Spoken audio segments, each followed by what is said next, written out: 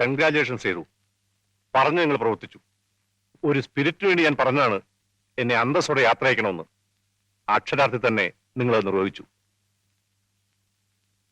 നിങ്ങളെക്കുറിച്ച് ഏറ്റവും നല്ല റിമാർക്സ് നിങ്ങളുടെ സർവീസ് റെക്കോർഡ്സിൽ എഴുതാൻ ഞാൻ മറക്കില്ല.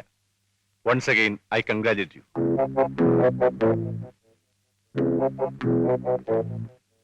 What happen to mister Sethu? Something wrong? I am sorry sir. അന്തസ്സോടെ സാറിന് യാത്ര അയക്കാൻ സാധിക്കുമെന്ന് എനിക്ക് തോന്നുന്നില്ല. ഇപ്പോൾ കിട്ടിയിട്ടുള്ള എവിഡൻസ് വെച്ച് നോക്കുമ്പോൾ ബാബു ആണ് അശ്വതിയെ കൊന്ന് കെട്ടിത്തൂക്കിയെന്ന് തെളിയിക്കാൻ സാധ്യമല്ല. What do you mean? Sethu എന്താണ് ഈ പറയുന്നത്? കൊന്നവനെ കിട്ടി, കാശ് കൊടുത്ത് കൊല്ലിച്ചവനും കിട്ടി. അതിനുള്ള മറ്റു തെളിവുകളുണ്ട്. ഇനി എന്ത് തെളിവാണ് വേണ്ടത് സേതു? ബാബു മുറിയിൽ കയറിയപ്പോൾ കണ്ടത് കെട്ടിത്തൂങ്ങി കിടക്കുന്ന അശ്വതിയാണ്. അവൻ പറഞ്ഞു നിങ്ങൾ വിശ്വസിച്ചോ? ഏത് കുറ്റവാളിയുണ്ട് സേതു ഈ ലോകത്ത് ചോദിച്ചുകൊണ്ട് കുറ്റം സംഭവിക്കുന്നതായിട്ട്? ബാബു നിങ്ങളുടെ കാൽ വീണ് കരഞ്ഞു പറഞ്ഞോ അവൻ കൊന്നില്ലെന്ന്? അതോ വിശ്വത്തിന്റെ ഗ്ലാമറിലും പ്രതാപത്തിലും നിങ്ങൾ മയങ്ങി വീണോ? Sir, Sethuramaiyer is not that cheap. എനിക്ക് പറയാനുള്ളത് മുഴുവൻ കേട്ടിട്ട് സാർ തീരുമാനിക്കും. സാറിന്റെ സബോർഡിനേറ്റ് വിശ്വത്തിന്റെ ഗ്ലാമറിലും പ്രതാപത്തിലും മയങ്ങിപ്പോയെന്ന്. ബാബു പറഞ്ഞത് ഒരു തരുമ്പും ഞാൻ വിശ്വസിച്ചിട്ടില്ല. അവനത് ചെയ്യില്ല എന്ന് വിശ്വസിക്കാൻ എനിക്ക് എന്റേതായ കാരണങ്ങളുണ്ട്. സാറിനറിയാമോ, അശ്വതി മരിച്ച ദിവസം അവളുടെ പെട്ടിയിൽ അവളുടെ ആഭരണങ്ങൾ കൂടാതെ 50,000-ലേറെ രൂപയുണ്ടായിരുന്നു. കൂടാതെ അവളുടെ ദേഹത്വം ആഭരണങ്ങൾ ഉണ്ടായിരുന്നു. ഇതൊന്നും കളവ് പോയിട്ടില്ല. ബാബു ഒരു പ്രൊഫഷണൽ ക്രിമിനലാണ്, കള്ളനാണ്. പണത്തിന് വേണ്ടി എന്തും ചെയ്യാൻ മടിക്കാത്തവനാണ്. അശ്വതിയെ കൊല്ലാമെന്നേറ്റതും പണത്തിന് വേണ്ടി തന്നെയാണ്. കുറ്റവാളികളുമായി ഞാൻ ഇടപെടാൻ തുടങ്ങിയിട്ട് നാളുകളേറെയായി. അതുകൊണ്ട് തന്നെ അവരുടെ മനഃശാസ്ത്രം എന്താണെന്ന് എനിക്ക് നന്നായിട്ടറിയാം. ബാബു അവളെ കൊന്ന് കെട്ടിത്തൂക്കിയിരുന്നെങ്കിൽ ആ മുറി അരിച്ചു പെറുക്കാതെ അവനോട് പോവില്ല. ബാബു മുറിക്കാത്ത കാര്യപ്പോൾ അവളുടെ ശവം കണ്ടെന്നല്ലേ പറഞ്ഞത്? അതെ. അപ്പോൾ നിങ്ങൾ പറഞ്ഞ് സംഭവിക്കാമല്ലോ. എന്നിട്ടെന്താ ബാബു ഒന്ന് മോഷ്ടിക്കാഞ്ഞത്? That was a different situation. അവൻ അകത്ത് കയറിയത് അശ്വതിയെ കൊല്ലാൻ, കണ്ടത് അവളുടെ ശവവും. ആ അൺഎക്സ്പെക്ടഡ് ഷോക്കിൽ അവൻ ആകെ അപ്സെറ്റ് ആയി കാണും. എങ്ങനെയെങ്കിലും രക്ഷപ്പെട്ടാൽ മതിയെന്ന് കരുതി ഒളിച്ചു കാണും. രണ്ട് സിറ്റുവേഷനും തമ്മിൽ വ്യത്യാസമുണ്ട് സർ. അതുപോലെ മറ്റൊരാളുടെ സഹായം കൂടാതെ ഒരാൾക്ക് ഒറ്റയ്ക്ക് അശ്വതിയെ കൊന്ന് കെട്ടിത്തൂക്കാനാവില്ല. അയാൾക്കൊരു സഹായം ഉണ്ടായിരുന്നെങ്കിൽ? ഉള്ള കാര്യം നമുക്കറിയില്ലല്ലോ, അതിന് തെളിവുമില്ല. അപ്പൊ ആളെ കിട്ടിയില്ലെങ്കിൽ ഈ കേസ് തെളിയില്ലേ? That I don't know. Sir, വളരെ സത്യസന്ധമായിട്ട് ഞാനൊരു കാര്യം ചോദിച്ചോട്ടെ. ഒരല്പ അന്തസ്സിന് വേണ്ടി നമ്മൾ ഇത്ര ധൃതി വെക്കണോ? അതോ പൂർണ്ണമായ തെളിവ് ലഭിക്കുന്നവരെ വെയിറ്റ് ചെയ്യണോ? മതി Sethu, you take your own time. അന്ന് മദ്രാസിൽ നിന്ന് കൊണ്ടുവന്ന പ്രോപ്പർട്ടീസ് ഒക്കെ ഇവിടെ ഉണ്ടോ? ഇവിടെ ഉണ്ട് സർ.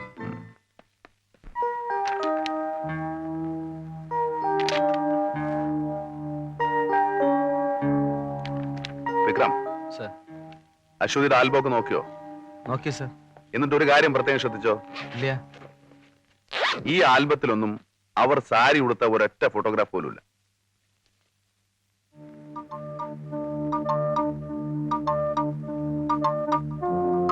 വിക്രം, ആ ആൽബം എടുത്ത്.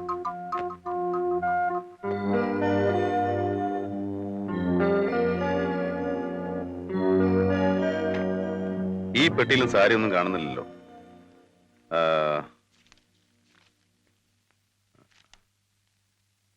ഇതാരാണെന്നറിയാമോ? അശ്വതിയുടെ ആയയാണ് സർ. അവരിവിടെ തന്നെ ഉണ്ടല്ലോ. ഉണ്ട് സർ. സാറ് പറഞ്ഞ അനുസരിച്ച് ഷൂട്ടിങ്ങുമായി ബന്ധപ്പെട്ട ആരും നമ്മളോട് പറയാതെ സ്ഥലം വിടരുതെന്ന് പ്രത്യേകം പറഞ്ഞിട്ടുണ്ട്. ഗുഡ്. അവരെ പോയി വേഗം കൂട്ടിക്കൊണ്ടോ.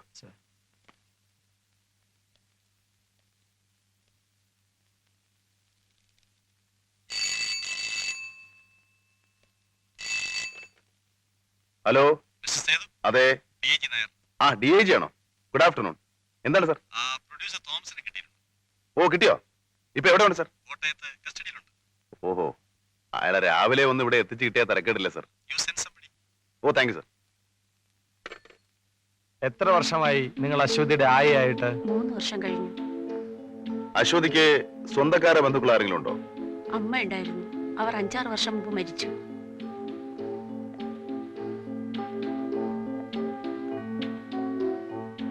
ഏതുതരം വസ്ത്രങ്ങളാണ് അശ്വതി സാധാരണ ഉപയോഗിക്കാറ്? മോഡേൺ വസ്ത്രങ്ങളാണ് അശ്വതിക്ക് ഇഷ്ടം. സാരി ഉപയോഗിക്കാറില്ലേ? ഇല്ല. ഉപയോഗിക്കാറേ ഇല്ല. സിനിമയിൽ ഉപയോഗിക്കും, അല്ലാതെ സാരി ഉടുത്ത് കണ്ടിട്ടേ ഇല്ല.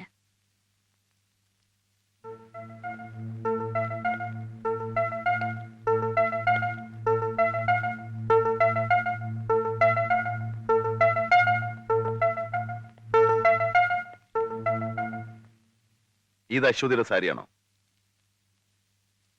അല്ല, പിന്നെ അവരെങ്ങനെ ഇതിൽ കെട്ടിത്തൂങ്ങി? എനിക്കറിഞ്ഞൂടാ സാർ. ഇനി സിനിമയിൽ അഭിനയിക്കാൻ വേണ്ടി കമ്പനിക്കാർ കൊടുത്ത സാരിയാണോ ഇത്? അല്ല സാർ, അശ്വതി അവസാനമായി അഭിനയിച്ചുകൊണ്ടിരുന്ന സിനിമയിൽ മുഴുവൻ മോഡേൺ ഡ്രസ്സുകളാണ്. സാരി ഉടുത്ത സീനേ അതിലില്ല.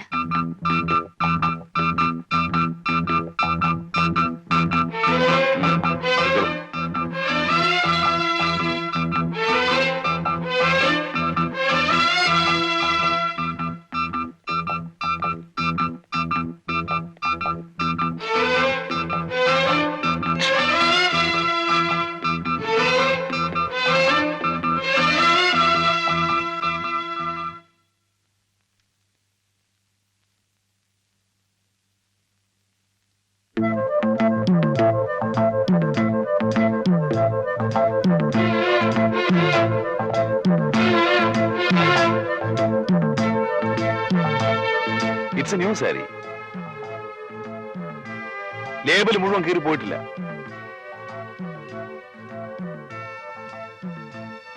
ഈ സാരി അശ്വതിയുടെ മുറിയിൽ എങ്ങനെ വന്നു? ഇനി കൊന്നയാൾ അശ്വതി സാരി ഉടുക്കില്ല എന്നറിഞ്ഞ് കയ്യിൽ കൂടെ കൊണ്ടുവന്നതാണോ?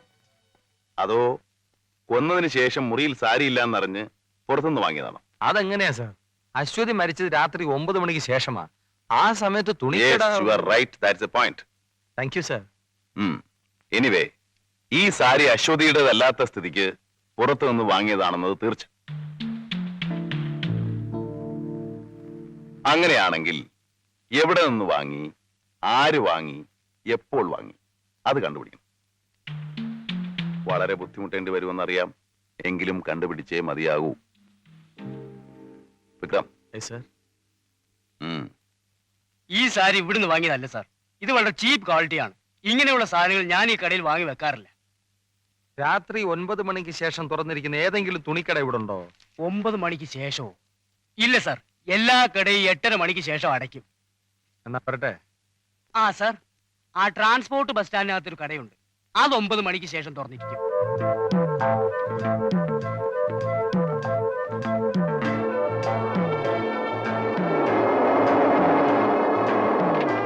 എവിടെന്നാ സാരി വാങ്ങിച്ചത്? ബസ് സ്റ്റാൻഡിനകത്തുള്ള കടയിൽ നിന്ന്. ഉറപ്പാണോ? കടക്കാരൻ സമ്മതിച്ചു സാർ.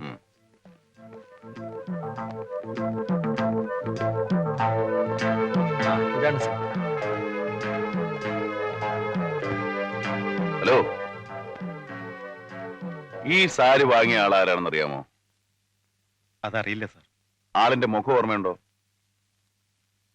കണ്ടാ തിരിച്ചറിയാൻ പറ്റുമോ? കണ്ടാ തിരിച്ചറിയാം. എത്ര മണിക്കാ ഇത് വാങ്ങിയത്? ഒരു 9:30 കാണും. നിങ്ങൾ ഇവിടെ തന്നെ കാണുമല്ലോ എപ്പോഴും? ഞാനിവിടെ തന്നെ കാണും സാർ. ഇപ്പോ ഒരു കാര്യം വ്യക്തമായി. സാരി പിന്നീടാണ് വാങ്ങിയിരിക്കുന്നത്. പിന്നീടെന്ന് പറഞ്ഞ മരിച്ചതിന് ശേഷം. നാളെ തന്നെ ഒരു ഐഡന്റിഫിക്കേഷൻ പരേഡിനുള്ള ഏർപ്പാട് ചെയ്യണം. സർ. നമ്മൾ സംശയിക്കുന്ന എല്ലാവരെയും അതിൽ ഉൾപ്പെടുത്തണം. സർ.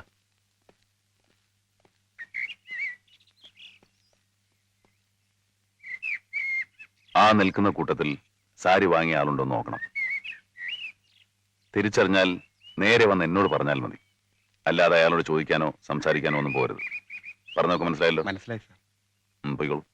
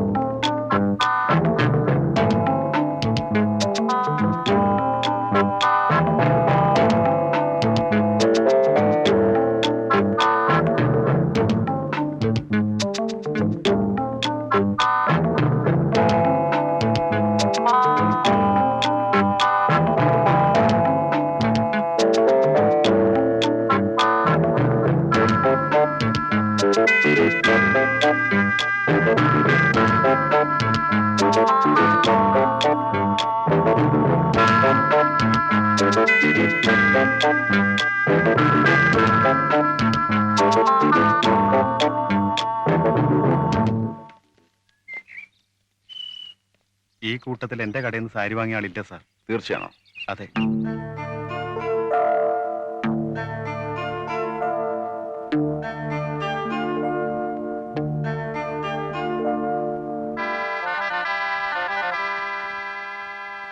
വീണ്ടും ഒരു കാര്യം കൂടെ വ്യക്തമായിരിക്കുന്നു സർ.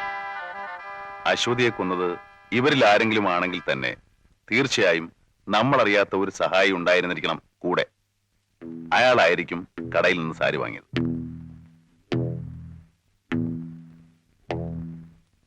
ആരായിരിക്കും ആ സഹായി?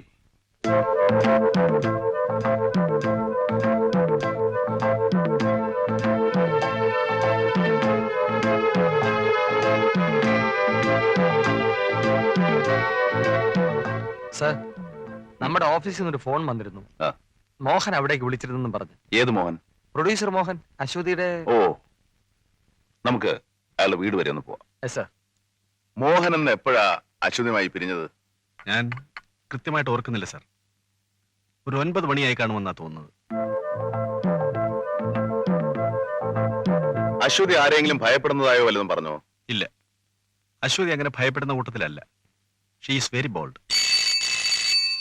Excuse me.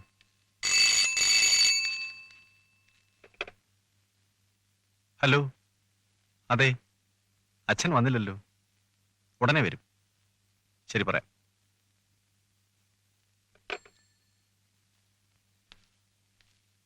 അന്ന് മോഹൻ അശ്വതിയുടെ മുറിയിൽ ഇരുന്നപ്പോ ആരുടെയെങ്കിലും ഫോൺ വന്നിരുന്നോ? വന്നിരുന്നു. ആരാ വിളിച്ചത്? അതറിയില്ല സാർ. സംസാരിക്കുന്നതിന് മുമ്പ് ലൈൻ ഡിസ്കണക്ട് ആയി. എത്ര മണിക്കാ ഫോൺ വന്നത്? ജസ്റ്റ് ഞാൻ ഇറങ്ങുന്നതിന് മുമ്പ്. കാള് വീണ്ടും വന്നോ? ഇല്ല, ഞാൻ ഇറങ്ങുന്നവരെ വന്നില്ല. വിക്രം, ഞങ്ങൾ ഇറങ്ങട്ടെ. ശരി.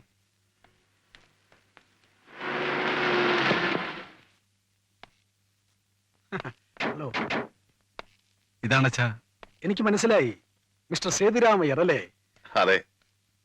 നമ്മൾ നേരിട്ട് കാണുന്ന ഇപ്പോഴാണെന്നേ ഉള്ളൂ. ഓമന കൊലക്കേസ് നിങ്ങളുടെ പെർഫോമൻസ് അത്യുഗ്രമായിരുന്നു. Congratulations. Thank you sir. CBI അച്ഛന്റെ ഒരു പഴയ ക്ലയന്റാ. അതെ, അവർക്ക് വേണ്ടിയിട്ട് പല കേസിലും ഞാൻ അപ്പിയർ ചെയ്തിട്ടുണ്ട്. ഞാൻ കേട്ടിട്ടുണ്ട്. പിന്നെ ക്വസ്റ്റനിങ് ഒക്കെ കഴിഞ്ഞോ? കഴിഞ്ഞു വരുന്നു. അപ്പൊ ഞങ്ങൾ ഇറങ്ങട്ടെ. ഓ.